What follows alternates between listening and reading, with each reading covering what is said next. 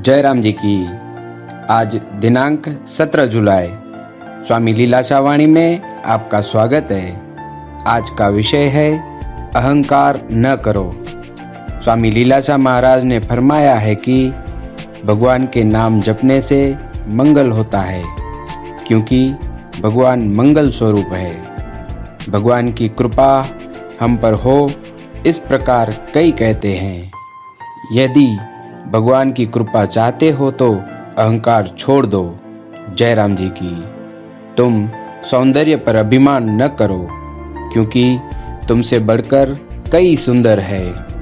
कुछ बुद्धि पर अहंकार करते हैं, किंतु महान बुद्धि वाले बहुत पड़े हैं। कुछ धन और विद्या पर अभिमान करते हैं, किंतु दुनिया में कई धनवान और कई तुमसे अधिक विद्वान पड़े हैं।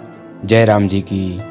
यदि कोई चाहे कि जन्म मृत्यु का दुख न हो और यहाँ भी सुख वहाँ भी सुख मिले, तो भलाई के काम करें।